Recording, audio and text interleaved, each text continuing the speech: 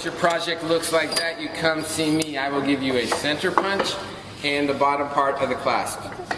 It is a little hard to see which is the flat side and which is the curved side. So if you're not sure which is the flat side, hold it in front of me and I'll tell you that you're holding the flat side or you're not. I'm not holding the flat side. You want the flat side to face out. On this table there's going to be a couple examples. This is what you want to have in front of you. A step-by-step instructions of what I'm doing right now and a sample of what your clasp should look like. So look at this to know that this needs to be positioned in the center. The center is, if you count in the squares, 1, 2, 3, 4, that's the center right here. You do not want this piece sticking past here. So you want this even where this piece of wood ends. So you don't want to have this over that. When you center punch, do the top one first. You want to have it deep enough so when you put in a nail, it stands up. So about that deep. Then once that is center punched, do the back one.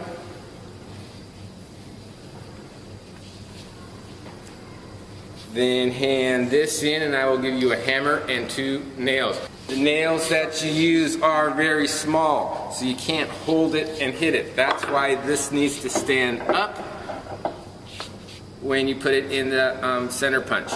You want to hammer this nail first. When you hammer it, hold the bottom piece and hammer. If you find yourself hitting this rather than the nail, there's a little nail helper right here. You put this on top of the nail. You do not want to hit the bottom part of the clasp. That will flatten it out and it won't close correctly. So put that on top of the nail and hammer it down. So this is tight. Then put it here. Sometimes when you center punch, you haven't center punched it correctly. Then hand in the hammer to re-center punch.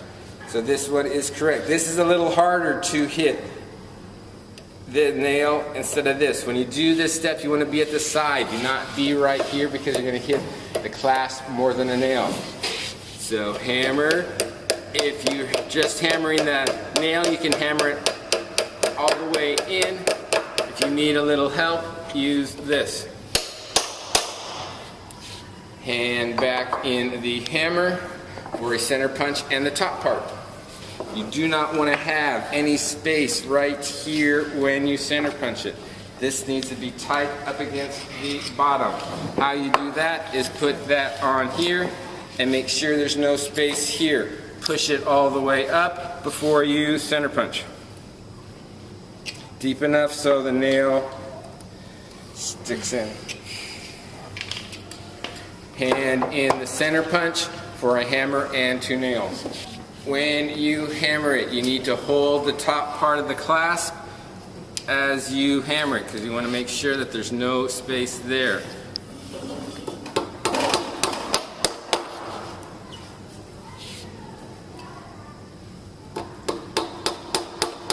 When you are done, bring this to me.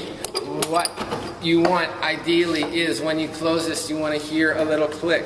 If you don't hear a little click, that's fine. But if you try to open it, you don't want to hear a rattle. What I check for is, I don't want this piece right here sticking above the wood.